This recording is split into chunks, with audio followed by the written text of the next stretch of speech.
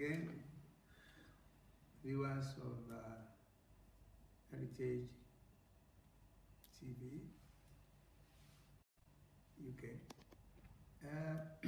My name is OTUNBA. By now, millions of people who have watched my program that are now about to start watching this program. This is another special edition. I'm having a man of God whom I have interviewed before. I am going to have a couple of things, the unconcluded business they call it. I'll be taking him through issues that we were unable to trash out last time. And probably going to be another 1 hour or more. Just for the repetition's sake, I want to ask him again. I'm sure he has not changed his name, he has not changed his color, he has not changed anything. Apart from that, he has been improving on everything and anything he does. So let me turn to Pastor Sunday Adelaja. Can you do one more introduction to my viewers? Yes, please. And this is going to be live. Please. What's an introduction, please? My name is Sunday Adelaja, as you've heard. I am the senior pastor and founder of the Embassy of God Church here in Kyiv, Ukraine.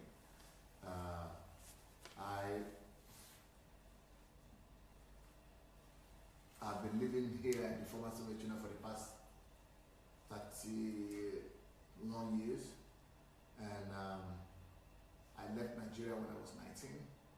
Of course, I'm from Nigeria, just judging by my name, from Ogun State, specifically from Ijebu-Ode or Idomina village. I am married with one wife and 3 kids. I'm an author, innovator, writer, national transformation strategist, I would say. Yeah, maybe that should be enough. That will do, because as time goes on, we are going to find out more about you, about what you do and how you do it and how much success you have achieved so far. Because all those are going to be the parameters of today's encounter again. I use the word encounter because we had an interview 2 or 3 days ago that was very interesting. And like I said, there are a couple of things I was not able to ask. Okay. So I should be going through them with you today. You said you're a writer, you're an innovator. The only thing I did not hear you say you're a visionary. Usually it speaks for itself. Yes. Yeah, it speaks for that itself. Should be judged by others. Exactly. Yeah, that's why these are also part of your modesty. Now, what are your... Let's go straight to some of the books you've written. Tell me 1 or 2 of the books and how relevant and how important they are to transformation. Sorry, before you go there, there's this part of today's sitting down with you one-on-one with you. Yes, sir. I have witnessed, I have read, I have seen presentation about transformation agenda, and I've had people saying to me, "What are you transforming?" But I'll get there in a minute. So tell me about some of the books you have written and how relevant are they to? Yeah, well, talking about books, since we are talking with you and we're 2 Nigerians, I would like to talk about my books that are related to Nigeria. My books, all of them, more than these ones, are in the internet, on Amazon. So Amazon, people can just put my name there and be able to get my books that they are interested in. But today I'll be talking about books that are related to this topic of Nigeria. One of those is How to Make Nigeria the Greatest Country in the World. I will not stop talking about that. I know how to do it. I believe in it. I'm not just prophesying about it. I'm not just saying God will do it. No. How we can do it by God's grace. So it is possible. Some people might say this is fallacy, this is crazy. Nigeria the greatest country in the world? Well, it's fallacy to you because you don't know how. For me, it makes sense because I know exactly how. And that's why this book is about almost 300 pages. So this is what I believe in. And I want to make others believers. That's why I write the book, for them to believe in it. So that's one great book, I think, will be able to be an encouragement to a lot of Nigerians. Another one is this one. How the Nigerian economy can overtake the American economy. This is unlike another fallacy. Well, for me it's not.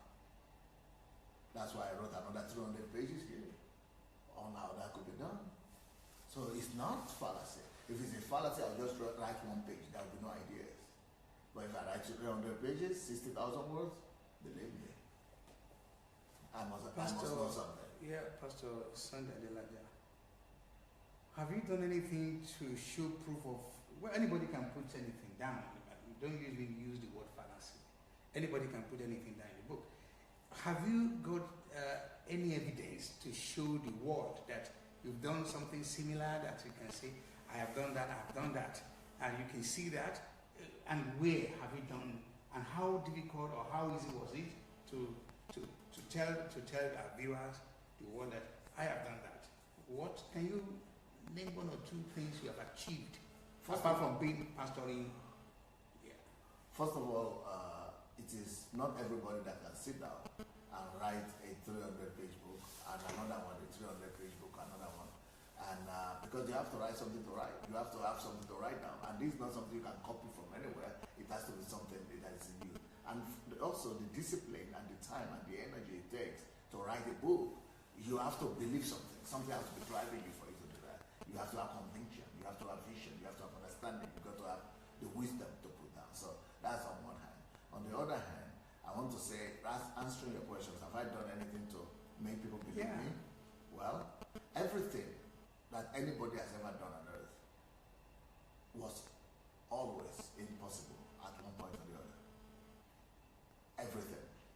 Before the cars were invented, people who lived before cars said it was impossible.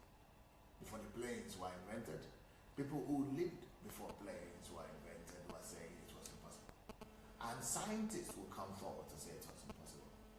Before Lee Kuan Yew took charge of Singapore and build and make that country as from one of the least developed nations in the world to become right now a country with a higher standard of living than the United States of America, than Great Britain, and than most countries in Europe. Before that happened, everybody said it would never happen. No third world country will ever be able to, in one generation, overtake the first world countries and build an economy that is going to be per capita higher than the richest country in the world. That was also impossible for somebody to do. So everything I'm talking about Nigerian economy, it's like it's a fallacy or impossible. But let's see my own track record, because that's what I think that OTUNBA wanted to find out. My track record, I've also done things, and if you've read my book, not just read my biography, go put in the internet, Google biography of Adelaja, you will see that I've been doing what is always been considered that is impossible. Number one, I've been able to build a church, the largest evangelical church in Europe. That is impossible for anybody from the domain to have done that, but I've done it. Secondly, I don't just have the largest evangelical church. You know, some people have the largest evangelical church in England, but they're just black people there, or in America, but they're just black people there. But it's not just people of my color that are in my church. 99% of the members of my church are white Caucasians. And if you say, well, that's because it's if ones were, in Russia or Ukraine, well, I would say it doesn't really matter. You try to do it anywhere. Come and do it here as well. But I've done it not just in Ukraine. I've done it in Germany. I've done it in Scandinavia. I've done it in Finland. I've done it in Sweden. I've done it in America, in many European countries. And all those countries I just mentioned, 99% of my members are native Germans, Swedish, Finland, Americans, and things like that. So, so it is not just something, one chance or one lucky chance. So that's one. Secondly, I've been able to, if you probably have heard of this, maybe not, but I've been able to be maybe the only individual in the world that has been able to raise 200 millionaires in US dollars in 3 years. Apart from Microsoft that has done the same thing, an individual has never done that. But before anything has ever been done, it was always impossible that somebody does them. So I have to be able to do that. That's just number two things. I've been able to write 300 books right now, and I'm targeting to write 1,000 books by the time I'm done before I leave this earth. So that's something that's another thing that normal people don't do. Second, next point, I've been able to bring about transformation in the Ukraine. In this country, the church that I started has been able to control 34% of the parliament of this capital city of Ukraine. And that is not everybody who has been able to do that. 34% of the parliament. And then being a black Nigerian, we've been able to produce Ukrainian mayor of this capital city, the mayor, the governor of the capital city, of the federal capital in Ukraine was a member of our church. And then 34% of the parliament, not of the national, but of the city, is for our church as well. That is something that I don't know any African who has done that, or any individual in the world who has done that. I've also been able to be the first African man to speak at the United States Senate. Not Congress, but Senate. Congress, we've had a lot of black and foreigners and head of states spoke in the Congress, but I've been the only one I've been the first one to speak in the Senate as an African. So there are a lot of, and if you go to the YouTube, you will also see me speaking in the United Nations. So I've also spoken in the United Nations, and that is another thing that not everybody has been able to do. And another thing I've been able to do is that I've been able to speak in the parliament I've been invited to speak there in Israel and Japan, and so all these things are not just something that an ordinary mean person would do. These are not for mean or or empty people. So these are things that you could do only if you mean something, or if you know something, or people who listen to you must respect what you have done. And so I've been able to do a lot of things in my life that I think deserve some measure of respect, and that and we've been able to feed 2,000 people in a day in Ukraine. This is happening in Europe, but 2,000 people every day feeding, giving food, and I've been able to build a church that is over 25,000 people in Kyiv, Ukraine, just in the capital city, and over over 1,000 branches all over the world, and in over 50 countries of the world. So these are things that I've been able to do, and which I think that should be able to be an encouragement or be a basis for people to believe that I get things done. When I have a goal, I get it done. Yes, there's one thing in addition to all what you say that I still want to get a form of clarification for. You are an Ijebu man, yes. The southern part of southwest of Nigeria. Yes. I'm sure, apart from your mother tongue of Yoruba Ijebu, you must have also English in Nigeria, because that's the lingua franca. Yeah. You now come to a country where people speak completely different. It's not even English. It's Russisch, or how do you call it? Something Russisch. That's a German. You now come to a country where they speak Russisch, completely different language. Yeah. And you are telling, you say you have done this. How did you manage to convert the Yoruba Ijebu to not only to English, but to have succeeded in? Yeah, I know. When I was also in Germany, and I learned the language quickly from the University Language School, and I still speak the language if I find a way of doing it. But the point I want to clarify here is the understanding 30-something years ago is there's nowhere in Soviet Union that believe in anything than majority of them are atheists. So how did you do it? Yes. To have combated so many, because Ukraine used to be part of Russia. How did you do That's it? a legitimate question because when I was coming here, of course, I knew English just by studying it at school, but I really never spoke English in Nigeria. But I came here and I needed to learn another language, which was Russian language. So, which I did, going to the English language school. But I was so bad in it because I was not, like I said, I was not even speaking English. It was coming right from Yoruba and Ijebu. And my professor said if I will ever speak the language, that it will go, he was an atheist and a communist. He said he would go to church if he will ever speak, Russian. I hope it's one of your members today. Yeah, he became a believer. He had to become a believer because I didn't just speak the Russian language. I became the best student in his classroom, in his class, and I became one of the best students ever in that school. So it's not good. So I have to just God help me. And I learned the Russian language, but besides learning the Russian language, I, mastered the language to the extent that not too many people, even who are Russians, are as good as, I am in Russian language. But apart from that, to be able to preach in Russian language and to be able to build the largest church in the country and in the continent in Russian language, well, that's another feat.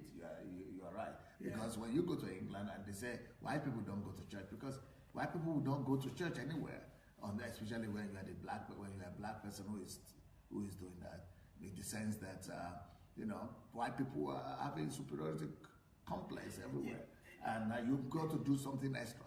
You've got to pay some extra price. You've got to do something unusual. You've got to be something. You've got to be more than average to be able to get white people to come to your church, either in England or Ukraine or any other country. I'm tempted to ask you again. I want to press on this particular area of faith because for me, I don't know, what are the challenges you face by we're talking of combating people of many hundreds of years that never. I know there are some churches of 1,000, 2,000, but they're not pronounced, they're not well known, they don't have so many followers. It's either the church belongs to a family of king or whatever. They don't have followers like you're talking today. What are the challenges? Just 1 minute quickly. The challenges, first of all, was the language. Secondly, the form of Christianity that I knew in Nigeria was a challenge because it was actually a Christianity that was mixed with African culture or tradition, and so it was not communicating to a white mind. So I really needed to learn to talk to your white Europeans and to communicate to them. So that is another challenge. The other challenge is the fact that white people normally will look down on black people, and that black people don't have anything to teach them. So for you to be able to counter that and be able to actually make them follow you, you must be good. Oh, I see. Okay, well, I can read more meanings to that, but at least the evidence is there that you have achieved so much. You have been able to bring from the atheism to Pentecostalism and all that kind of today. The evidence, like I said, is there. People can see all that. Now, during some of the checking here and there from your stay here in Ukraine, you say you've been, apart from you've been to UN to speak at the National UN General Assembly, you've been to United States of America Senate, you've been to Israel, you've been to all this place, and then you keep going there and coming back. When last were you in Nigeria? Because I want to. I've not been in Nigeria the past 8-9 years. Okay. Okay. Now you want to go back to Nigeria to do what? Yes, I want to go back to Nigeria finally. I never knew that was going to happen to me. I thought I was going to die here and be buried here. But now my going to Nigeria is with a purpose. I'm going to Nigeria with a mission. I had an encounter with the Lord where I am convinced God is directing me to go back to Nigeria and live the rest of my life in Nigeria. Oh, you see, I read political science and law, and 9 out of 10 Nigerians, when you ask them they want to go back, well, I must also say there are a lot of some of us that are professionally qualified. Maybe they're in the IT, they're in different area of calling. What do you want to go to Nigeria to continue your calling in the area of religion, or you want to go and do politics? What exactly do you want to offer Nigerians? How do you want to go about it? Yes, I'm going to Nigeria not primarily as a pastor. I will remain a pastor. Once a pastor, will always remain a pastor. So I will remain a pastor, but it's not about church. I'm not planning to go and build a church in Nigeria. I don't intend to, unless God will have to convince me strongly to do it. Otherwise, I don't intend to build a church in Nigeria. So also, I don't intend to go to Nigeria to do politics. I am not planning to go into politics, and unless God really has to do more convincing of me. I have a lot of conditions before I could do that. I don't even have a heart for it, so I'm not planning to do politics. I'm not planning to do church. So what am I going to Nigeria to do? I'm going to Nigeria to bring about a holistic national transformation by the grace of God. By the grace of God, I believe that my experience living in Europe for over 30 years and all the things that God has taught me, has equipped me to be able to address the challenges, some, maybe most of the challenges that our country and nation is facing. I think that I have maybe not the master plan, but I have some ideas on how to turn Nigeria around, not just politically, but to improve the lives of our people. I want to alleviate, by the grace of God, the suffering of our people. And I think God has gone ahead of me, and He has prepared me and put me in a place where I can do this. But then, that's just in general terms. Let me give you a note of warning, Pastor Sunday Adelaja. And the saying goes like, some people are before you, they've been there, they've made so many times an effort, and we still find it difficult. They've not been able to crack it. What do I mean by that? You just said it, you'll be going to Nigeria not as a politician, and not also as wanting to go and build church or churches and be the GO, to be overall something, and to use that as a means of wanting to live big. But your primary preoccupation, what is in your heart, is like you want to go there and probably run a kind of an NGO that is backed up by support of civilized countries. To want to start do you want to start from scratch? Because the point I want to make here is this: do you know all the problems that are awaiting you? Because here we have a situation in Nigeria that where you want to start, there will not be light too. There will not be good roads. Security is going to be a huge and big challenge, or challenges. So there's so many things. So how are you going to tackle all this? Everything has to start with a vision and a plan. I think I have the two right now. I'm not sure that I quite know what is awaiting me in the sense of the details. I might not know all the challenges that are there, but I have an idea of what to do about the main basic problems that I'm going to encounter there. And yes, I'm ready to start from the scratch. And that's exactly what I want to go and do.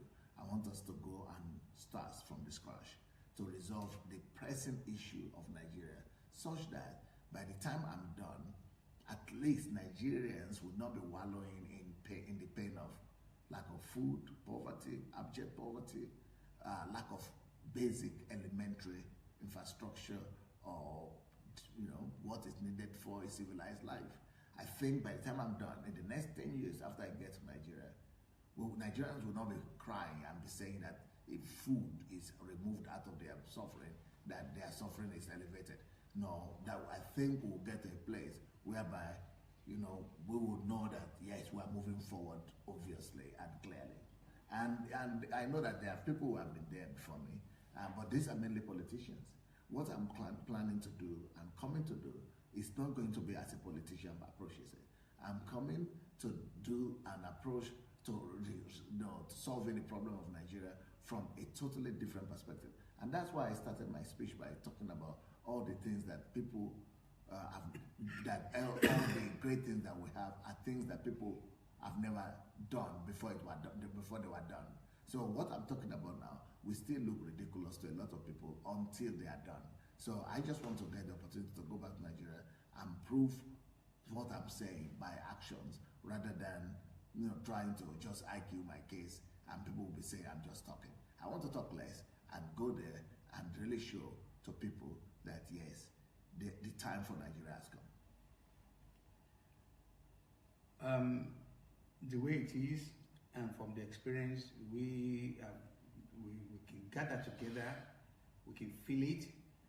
It is also, there's one most difficult area of Nigeria that might be very, very might be very, very difficult to cross. And that is the problem of corruption in Nigeria. This is a big, huge elephant in the room. How we got into the room might be something we do not need to talk about. How do you get the elephant out without breaking walls and all that kind of thing? This is very, very important. All about corruption. So I've started my job on that sense. I've written about the strategy, how to build how the Nigerian economy can overtake the American economy. It's all about corruption. And but I've done it here before. We've been able to encounter the issues of corruption and in different spheres of life here in Ukraine. And I have some idea of how to deal with institutional corruption and corruption in general in the society. We are going to be using civil society, societies, public pressure groups. We are going to be using NGOs. We are going to be using the people power. And if anybody has read my book, Short Shifts, which you've heard of Orange Revolution, those are the kind of things that we are going to be, strategy that we're going to be using to battle or counter corruption in Nigeria. I have one good news for you, and I'm talking from experience. If you stick to your plan, and you go out there, and you're not going to start wrestling power or going to politics, or because the way things are now as we speak, is only, in fact, the blind people feel that it is hot out there, because they can see that when they are traveling to Edo from Lagos, the amount of shaking they get because of the bad roads, the amount of so many things that will affect them. So the question again is this: this is a huge transformation project you're talking about. Is it money acquired from your business in Europe? How are you going to finance all this kind of thing? Because we're talking of, are you aware that we have 774 local governments that are really in big trouble in terms of the grassroots? They cannot even look after the immediate member of the society or in these areas. And that's now from, normally you have problem from up to down, but as it is now, the people down are creating more problem for them, because they reflect. It's from them you can see which kind of country is this. So how are you going to reach out to 774? Because most of the politicians are not reaching out to 774. That is the truth. So how are you going to, do you have a big torchlight you want to use, or how are you going to do it? Yes, for people who have been following me, I would like to, or people who are hearing for the first time, I would like to challenge you to go to my YouTube page, Sunday Adelaja Official on YouTube, and or just go to YouTube and just write Sunday Adelaja and write Nigerian Transformation Project or Nigeria Transformation Project. Nigeria Transformation Project. Once you write Sunday Adelaja Nigeria Transformation Project, you will see some presentations where I am talking in details of what I plan to do in Nigeria, and planning to approach it. Right now, I've prepared 100,000 projects. 100,000 projects to be tackled and to be accomplished and realized in every local government. How do we do that? I've divided, just like you said, 774 local governments. We have decided to do at least 100 projects in each of these 774 local governments. That will get up close to 78,000 projects. That is 100 projects per local government. Where will we get the money from? Well, that's why I said God has prepared me for a time like this. I have partners. I have people that I know who will be backing all these projects up, from international organizations to world organizations. And because of the relationship that I've built over the years, I think God is on our side to release the money to be able to do the things that we're planning to do. The good question, the good news I wanted to talk about was like, with this kind of ambitious plan, also from experience, there are millions of our people out there. Because when I look at my mailbox, my Facebook account, and the number of people who are coming back to me, even they are asking me, they're not even asking about the project, they're asking me, when are we ready to go? There's a huge amount of people out there who will be so willing to take part of this project once they know that this guy means what he's saying and is going to give them what they want. And another thing you said to me is, because of the level of the bastardization in the country, in the governance and everything, you said you want to start everything from scratch. How are you going to do that without a political connection? Well, first of all, people are everywhere in Nigeria. We have close to 200 million people. So thanks to that, we're just going to reach out to the people themselves and going to find out where it pains them most.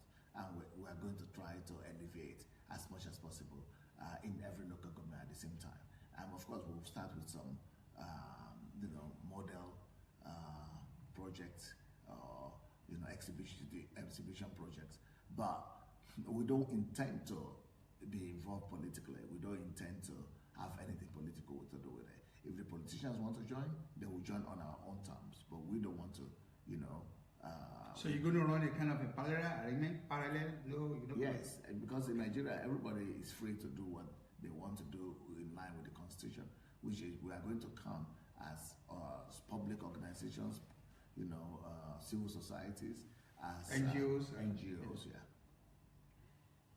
Sounds great. I can't wait because, like I said, there are millions of people out there who will be willing to follow you to achieve this noble cause.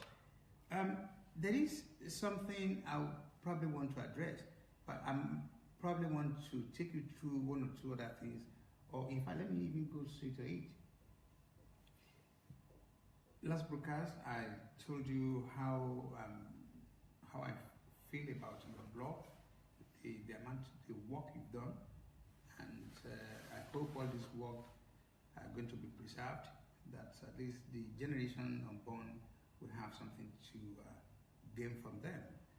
But then it's also part of the blog.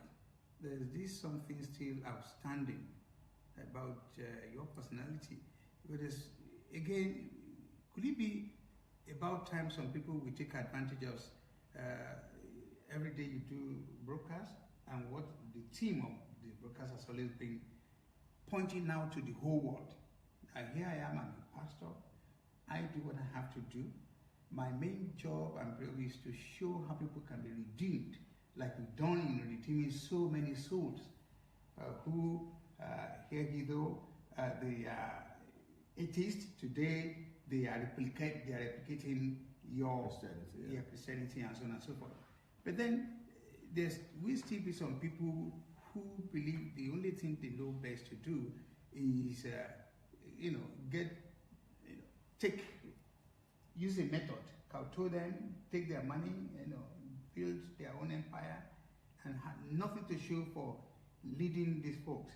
They just, But it is a wonderful opportunity now for them and say, look at this pastor attacking us all the time. Is he not the same pastor that on his page, page on Facebook and every other area we can find him on internet? That what are his morals? What exactly do you want to tell us about morals? What are the morals? What do you want to preach about morals? You understand what I'm saying? That people have said a lot of things with you, about you. Yeah. So there are two questions. Is it about my morals or about my attacks? Well, they come hand in Which hand. one They go together because the probability that they think it's going to be payback as it is, corruption is fighting back. All Nigeria know that corruption is fighting back with such a force.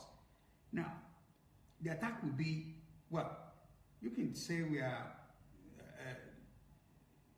taking money from the poor. We're using it for our own use. What is your business? Are you not the same person that has some certain things hanging on your name, that your moral something is also? What's the difference between what we are doing and your moral standard?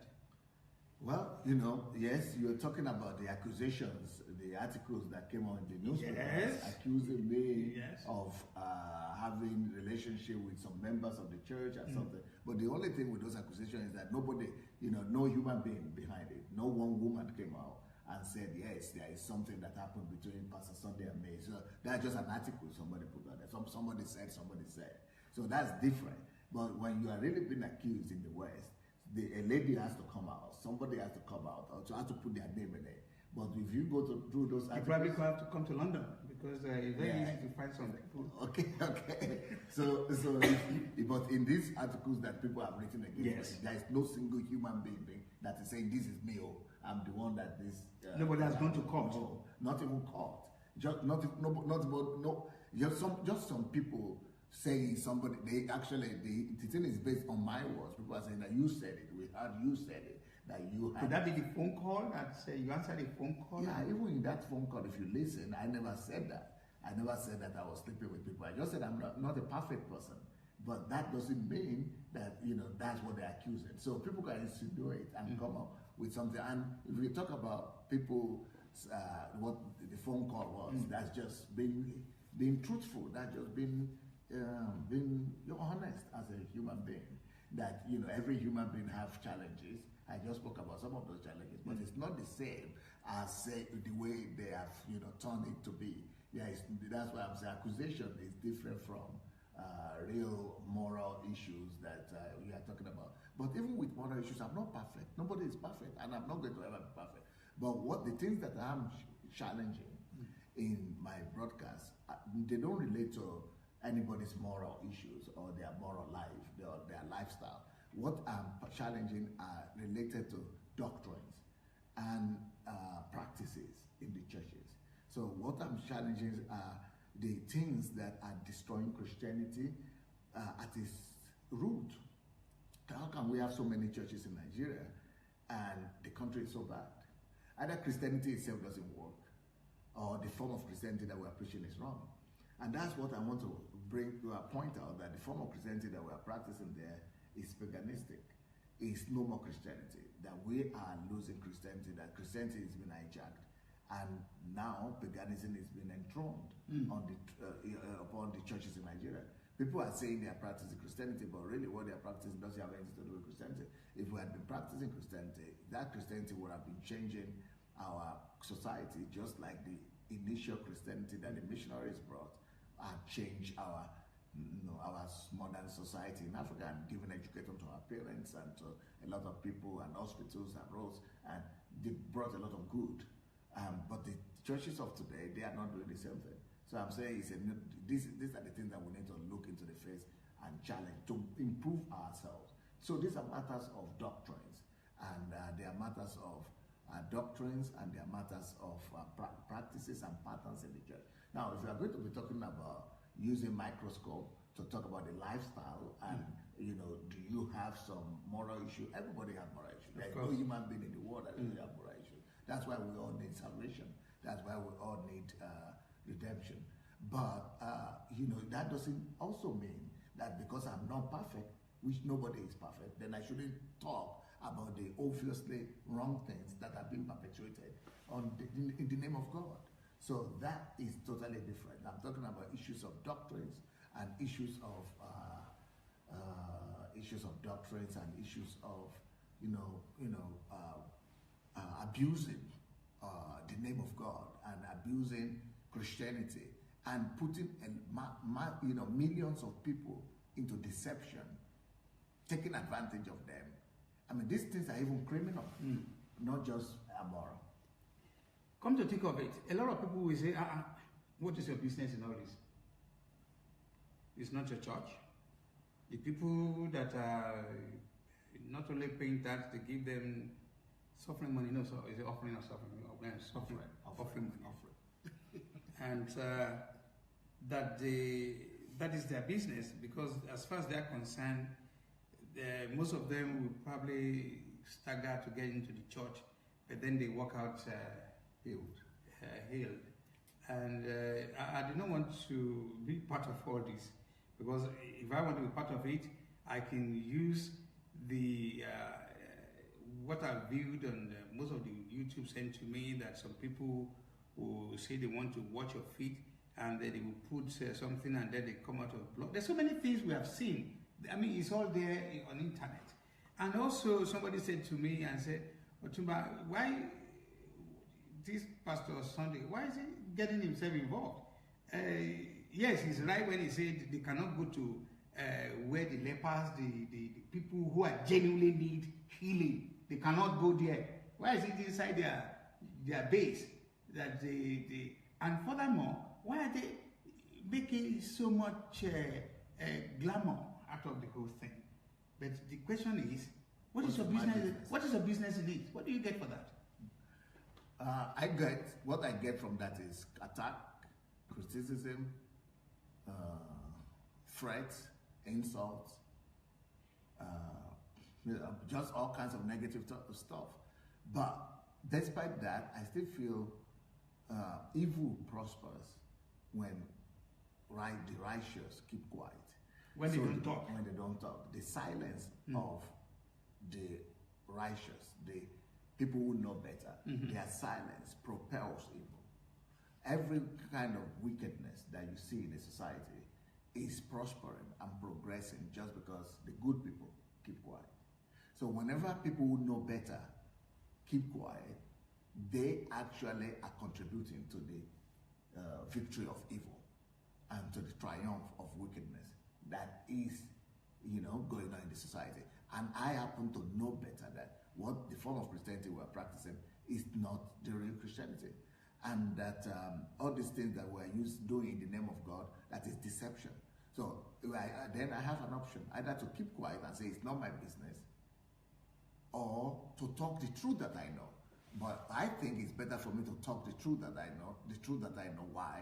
Because if people who are wrong, in my judgment, who are wrong are bold enough to present their wrong arguments and practices and promote evil, what I see as wickedness and evil, if they could promote wrong and evil and wickedness so freely, why wouldn't I have the boldness you mean you also to have promote the right what is right? Okay. I now want to promote what is right. It makes a lot of so sense. if they have the audacity to promote what is evil, what is not benefiting the society, now that I know that what I am talking is going to benefit the society, is what is right, why should I be afraid? Why should I, keep quiet?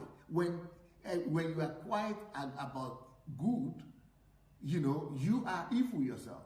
So for me to keep quiet about the things that I know to be right, I mean, I would rather die, because you don't have anything, you don't deserve to live if you don't live for what is right. If you don't have something that you are ready to give your life for, you don't deserve to live. So I am ready to give my life for what is right. And when I'm sure that what I'm doing is correct, I would rather die than sit down and be looking at how the whole society is degenerating. The whole Nigerian society, even African society, is being affected by these religious organizations. These religious organizations that we call churches are bringing so much evil to our people that is only compared to what politicians have brought to the people. If the so-called churches of today, they are bringing so much negative influence and impact, and I mean, they are almost getting worse now than the politicians. And in the name of prosperity gospel and in the name of Christianity, they are bringing bad name to my God, and they are bringing bad name to my Jesus. They are bringing bad name to my Father. And as a Christian who knows the right Jesus, who knows the right God and the right Bible, I would rather stand for that which is right. We just had a short break, and we're coming back to a quick part 2 because of time for some other program. You are extremely busy. What motivates you? Where do you get all this energy? There's so many things you have to do in a day. When do you have time to rest? And what motivates you? Where do you get the motivations from? That you just want to be everywhere. But I must also say that I find out that everything you are doing is like you're already planned, and you're just following them like a clockwise. You know? What exactly is in your mind? What are you thinking? Just 1 minute because of the time. Because life is time. So if you are not filling every minute of your time, of your life, with content, then your life is passing empty. Okay, it's a nice one. Now, I want to ask you specifically, you have spent a substantial part of your life in this country.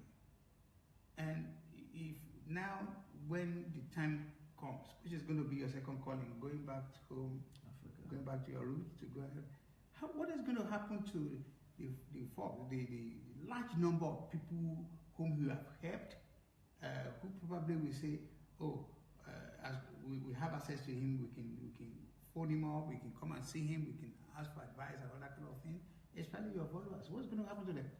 Well, we have structures in place here in the Ukraine.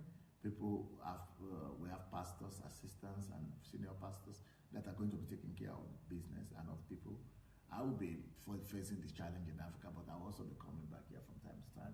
I will not totally leave Ukraine. You are not going to be completely detached from here. No. Is that because when I look 30 years of your life, and you go and then never, I'm so happy, and also on behalf of everybody here, I can say to all the Ukrainian members, this man is not going to go away. He just want to go and sort out 1 or 2 things and come back again.